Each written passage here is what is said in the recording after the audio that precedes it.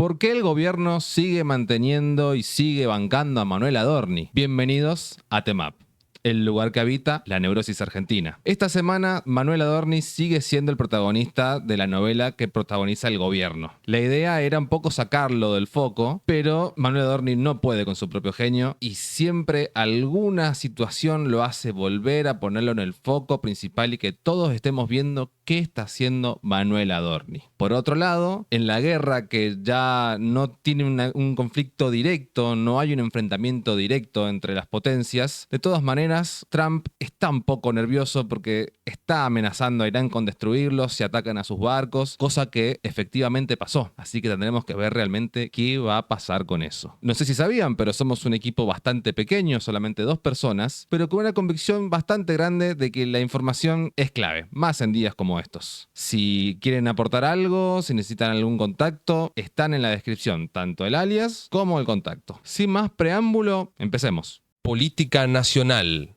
El lunes fue el día central de la semana política. Manuel Adorni tenía que presentar su informe de gestión ante la Cámara de Diputados. Más de 2.000 preguntas de los legisladores esperaban respuesta, muchas vinculadas directamente a su situación judicial. Los departamentos, las hipotecas con mujeres que dicen no conocerlo, los viajes de su familia, los $104.000 en efectivo que se movieron en menos de un año. Adorni llegó al recinto, el oficialismo lo aireó con aplausos, y mientras Lilia Lemoyne izaba la bandera argentina. Que tranquilamente pueden después izar esta. Sí, en cualquier Si momento. Milei lo quiere. Que lo hicieron, lo estamos viendo, ¿eh? Pero antes de que comenzara la sesión en los pasillos, un periodista le preguntó a Milei la pregunta que nos hacemos todos. ¿Por qué sostiene a Adorni? La respuesta fue instantánea y en tono de ataque. Corruptos son ustedes. Con una voz un poco más alf, no como la que puse yo recién. El presidente de la Nación insultó a los periodistas en los pasillos del Congreso antes de que el jefe de gabinete entrara a responder las preguntas sobre corrupción. La escena resume algo que va más allá del escándalo Adorni, que es la estrategia del gobierno, que no es la transparencia, sino el ataque constante.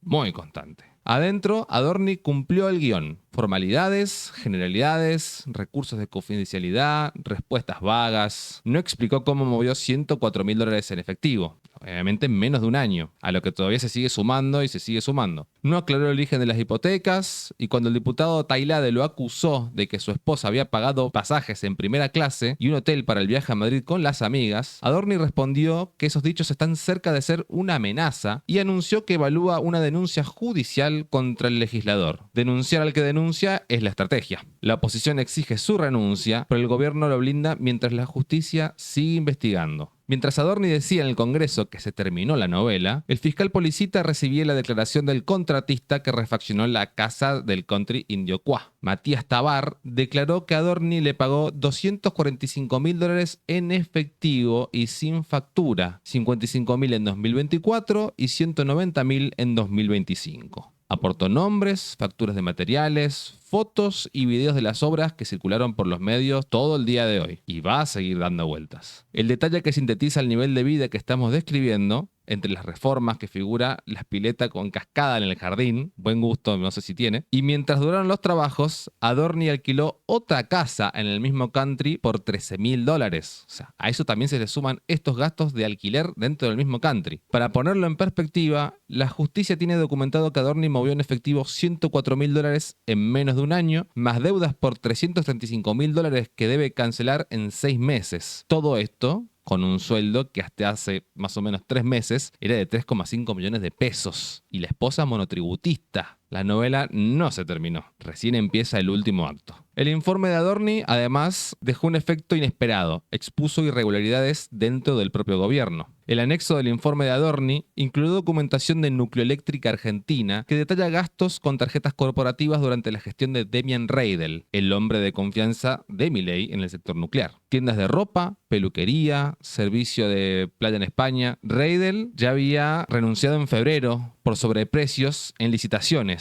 y ahora queda en el centro de la escena de nuevo. El presidente de Nucleoeléctrica salió a anunciar que eliminó las tarjetas corporativas, justamente. Que haya sido necesario ese anuncio, bueno, confirma que los abusos existían. La semana también trajo 2 renuncias por propiedades ocultas. La Procuraduría acusó al jefe de la ARCA, Andrés Vázquez, de omitir maliciosamente 3 departamentos en Miami valuados en más de $2 millones. Y el secretario de Infraestructura, Carlos Furgioni, renunció después de que se revelara que había omitido 7 departamentos en Miami y 2 sociedades comerciales. En ambos casos el mecanismo es idéntico. Funcionarios con propiedades en Estados Unidos que no declaran. No es una coincidencia, es la tendencia. ¿Y cómo se te olvida declarar 7 departamentos en Miami?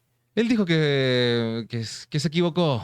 No sé, hay que pensar de forma positiva, ¿viste? No sé, yo me olvidé de declarar 3 Flimpaf que me compré la semana pasada. Qué sé yo, ¿viste? Cada uno con lo que puede. Él se compra 7 departamentos en Miami y nosotros nos estamos contando las costillas, ¿viste? La lista sigue creciendo igual. El PAMI designó a un joven de 24 años, hijo de la senadora Beatriz Ávila y el ex intendente tucumano Germán Alfaro, muy cercanos a Bullrich, al frente de una unidad de gestión en Tucumán. Y en Nucleoeléctrica, un joven de 23 años que terminó el secundario en 2020 y actualmente estudia abogacía, fue designado subgerente con un sueldo estimado de más de 10 millones de pesos. Sus principales méritos son haber colaborado con La Derecha Diario, o vaya sorpresa, y haber pasado por televisión pública. Estamos al horno, ¿eh? El sector nuclear atraviesa recortes y pérdida de profesionales calificados. El sucesor es un militante sin formación técnica. También esta semana, una denuncia grave sacude a las Fuerzas Armadas. Con el rojo del IOFA saltando de 70.000 a más de 210.000 millones de pesos y el Ministerio de Economía negándose a aportar los fondos extra, habrían utilizado dinero destinado a los sueldos militares para cubrir la deuda del organismo. Los gremios advierten que podrían transferirse los hoteles del IOFA, comprados con aportes de los propios afiliados, para compensar estos fondos. Los militares que no podían ir al médico ahora hasta les roban el sueldo. El gobierno también avanzó esta semana contra la prensa y la privacidad de los ciudadanos. Argentina cayó 11 puestos en el ranking mundial de libertad de prensa de Reporteros Sin Fronteras, llegando al puesto 98, el peor nivel en 25 años. El informe señala como causa principal las injurias, difamación y amenazas constantes de la administración Milei hacia periodistas y medios críticos. Esta semana lo pudimos verificar. El periodista Jonathan Eguier declaró ante la Comisión de Libertad de Expresión que Milei se comunica directamente con los dueños de los medios para pedir la cabeza de periodistas críticos. Él celebró que no todos accedieron a toda esta cuestión. El presidente que dice defender la libertad usa la libertad para presionar a los dueños de los medios que lo cuestionan. Paralelamente, el gobierno envió correos masivos a ciudadanos para promocionar su canal oficial sin que nadie supiera cómo obtuvo sus datos. El contrato que lo respalda, impulsado por Adorni, es por más de 3.650 millones de pesos e incluye hasta 50 millones de correos mensuales, SMS y llamadas. Y el ingeniero en telecomunicaciones, Ariel Garbars, alertó que Peter Thiel, dueño de Palantir, la plataforma que ya opera en Estados Unidos, Israel, Gran Bretaña y Alemania, para cruzar bases de datos estatales y rastrear a los ciudadanos, le ofreció a Milei sus servicios para gobernar con datos cruzados. La CIDE, que espía a periodistas, el Centro Antiterrorismo con el FBI, los correos masivos y la oferta de Palantir. El gobierno de la libertad construye su arquitectura de control. Y para cerrar esta sección, en audios filtrados, Milei habría aportado cerca de $350.000 para armar un equipo de comunicación con el objetivo de hacer una guerra mediática contra los presidentes Gustavo Petro y Claudia Sheinbaum. No es retórica anticomunista, es financiamiento de operaciones de desinformación contra 2 presidentes democráticamente electos de la región. Miremos ahora lo que vive la gente con este telón de fondo. La Argentina de Milei. El consorcio Genella Edison se adjudicó el 50% de Citelec, la firma controlante de Transener, por $356 millones. Con esta venta, el Estado transfiere a manos privadas la gestión de los 12.600 kilómetros de líneas que transportan el 85% de la electricidad del país. El mismo gobierno que vende la infraestructura eléctrica también eliminó esta semana los subsidios a la electricidad para 1,6 millones de hogares y los de gas para casi 900.000, con un ahorro equivalente a más de 5.600 millones de dólares. La red se vende a privados, las facturas las paga el hogar sin subsidio. El círculo es perfecto. YPF rompió su promesa de 45 días sin aumentos. La nafta super ya cotiza a 2.062 pesos el litro. Y desde el 1 de mayo, el gobierno aplicó la actualización por inflación del impuesto a los combustibles. 11 pesos más por litro de nafta y 9 de gasoil. El gobierno también aprobó un préstamo del BID por $700 millones, un día después de que Milei dijera en una conferencia que tomar deuda era inmoral. No es una semana de diferencia. Es un día. Y el economista Martín Burgos aportó el dato más contundente. Desde diciembre de 2023 ingresaron 47.000 millones de dólares netos en concepto de deuda externa. Esos dólares no se usaron para invertir en producción, se fueron en pago de vencimientos y fuga de capitales. El gobierno que no emite deuda lleva 47.000 millones de nueva deuda y los dólares no están en la economía. Las tarjetas de crédito en billeteras virtuales ya cobran hasta el 200% anual, con mora que supera el 27% en el sector no bancario. Y como dato de color, el álbum del Mundial, que en Qatar 2022 costaba 750 pesos, ya sale 15.000 pesos, 20 veces más. Los sobres subieron un 1.200%. La crisis económica se mide en muchos termómetros. También en el precio del álbum de figuritas. La cadena de cierres y recortes siguió esta semana. El conflicto con el INTI escaló. Los gremios estiman un plan de despidos que puede superar los 1.000 trabajadores, con baja de más de 900 servicios técnicos que incluían controles sobre alimentos, bebidas y material de construcción. La industria de la miel, que durante años trabajó con el INTI para certificar sus envases ante la Unión Europea, es uno de los casos testigo. Sin esa certificación, las exportaciones quedan expuestas a rechazos en aduana. Correo Argentino envió 400 telegramas de despido en todo el país. Un empleado con 5 años de antigüedad cobra 700.000 pesos, una cifra que no alcanza para nada. El Instituto de Tecnologías Nucleares para la Salud en Bariloche, que usaba tecnología nuclear avanzada para tratar cáncer, despedirá a 18 especialistas por problemas económicos. Al perder quirófanos e internaciones, se rompe la cadena de atención integral para pacientes oncológicos. Además, Edición de La Flor cerró después de 60 años de historia. La editorial que publicó Aquino, Fontana Rosa y Rodolfo Walsh se despidió en la Feria del Libro con una carta a sus lectores. El mundo de los libros no es el mismo y nosotros no somos los mismos. Ahora sí, pasemos a los casos donde, la impunidad tiene nombre y apellido.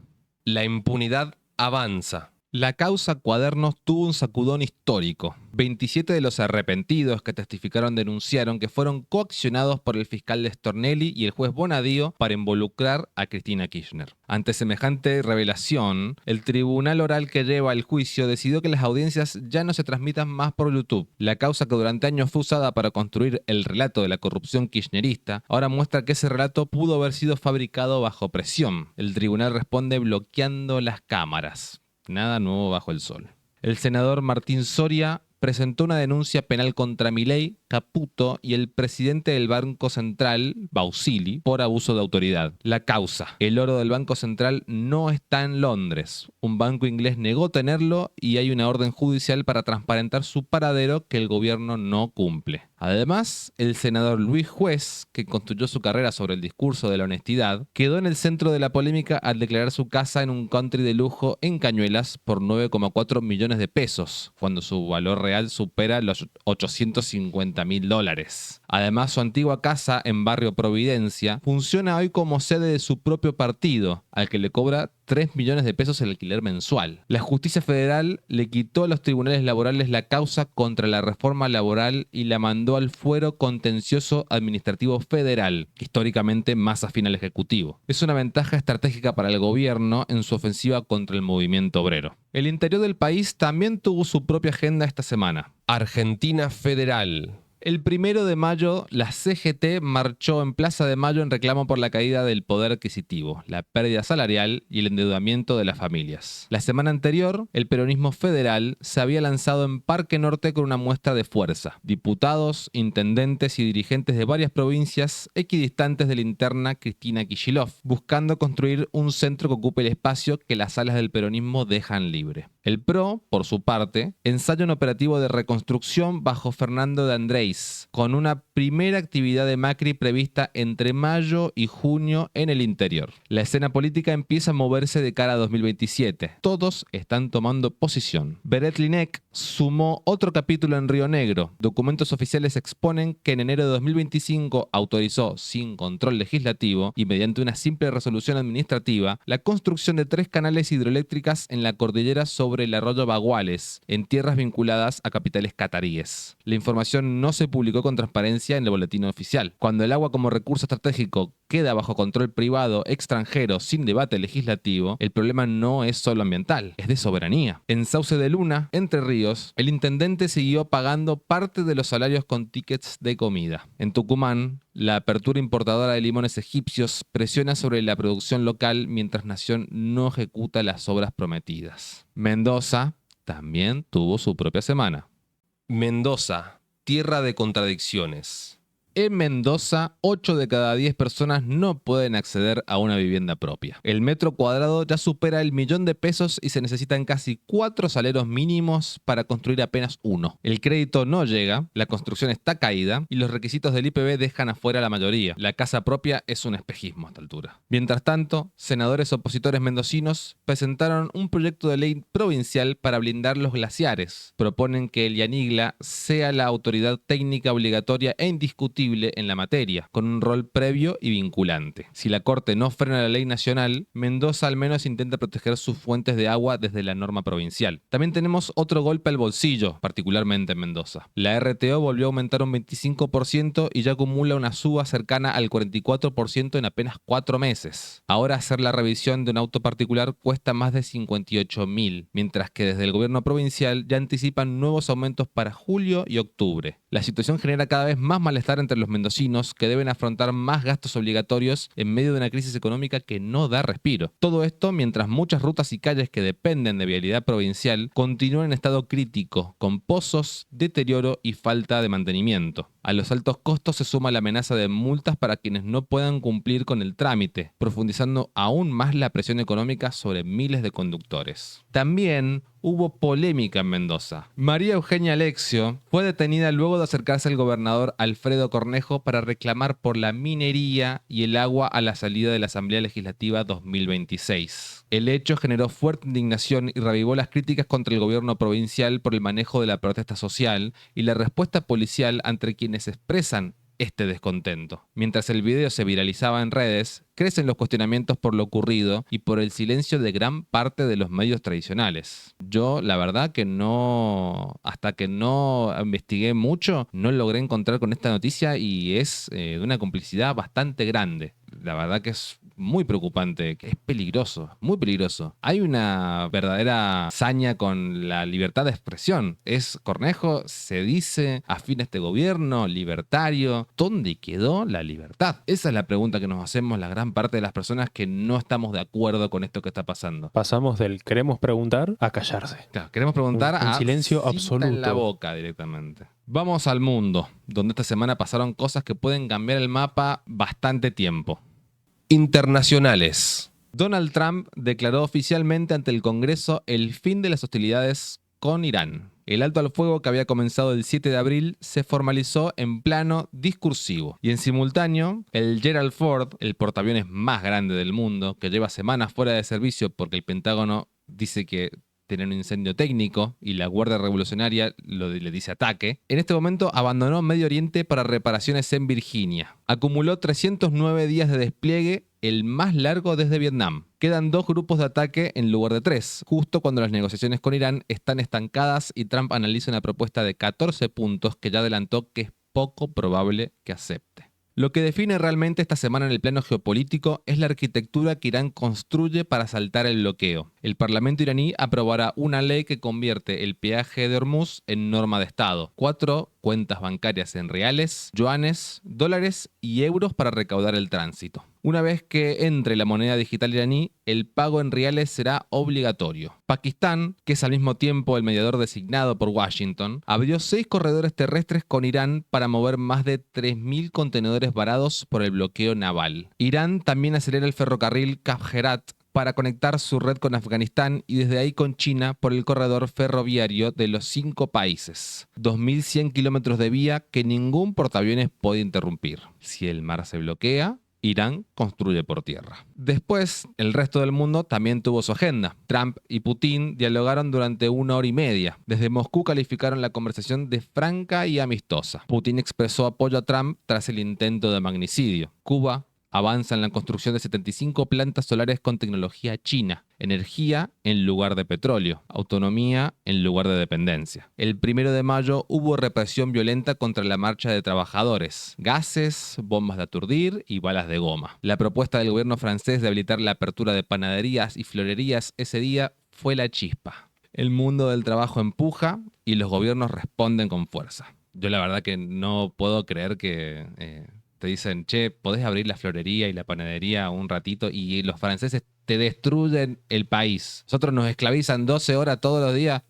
Siga. Es increíble. Una nota que merece atención especial. Una corte china falló que las empresas no pueden despedir trabajadores para reemplazarlos por inteligencia artificial con el único fin de reducir costos. El tribunal declaró ilegal el despido de un trabajador cuyo puesto había sido automatizado, argumentando que la adopción de IA no es una razón legal válida para prescindir de personas sin ofrecer alternativas. Mientras, en Argentina se debate si los trabajadores merecen cobrar la indemnización en 4 o 12 cuotas. China sienta el precedente de que la automatización no puede usarse como excusa para el despido masivo. Y para cerrar, Estados Unidos enfrió el entusiasmo de Milei sobre Malvinas. Durante la recepción al rey Carlos III en la Casa Blanca, Trump dijo que los británicos son los amigos más cercanos de Estados Unidos. El Departamento de Estado rechazó cualquier operación militar argentina sobre las islas y afirmó que el apoyo al Reino Unido es incondicional. La teoría de que el alineamiento con Trump iba a servir para avanzar en la cuestión Malvinas queda sepultada en una recepción en la Casa Blanca con banderas británicas. Y hasta acá la semana en noticias. Pero no todavía el feed del programa, porque tenemos bastantes memes. Memes. Bueno, Ramiro, Sí, acá estamos. como en todos los programas, que por cierto creo que ya llevamos más programas que los de Fake 78. Fake 78. Sí, Le creo que pegamos llegó un a 10. baile morboso a Dorni. Sí. Tomá, hijo de puta. Anda a buscarla al ángulo. Y a la cascada también. Claro, sí. El día de la cascada. Y escúchame, entonces trajimos varios memes Sí. para que los reacciones. A ver. Vamos. El primero es este. Hablando de Dorni. ¿Cómo van los salarios, Manuel? Se elevan majestuosamente, señor. Desastre. Están todos quejándose de que no ganan una mierda. Están todos laburando de Uber. Todos laburando de Uber. Y el problema justamente es, si todos laburan de Uber, ¿el resto qué hace? Claro, sí. O sea, ¿dónde está el mercado ahí? O sea, hay una situación bastante complicada con eso. Es que vos no la ves todavía. No, Hay no que la darle divisan. tiempo. No la divisan. Hay que darle tiempo. Siga. Vamos con otro. Hablando de eso.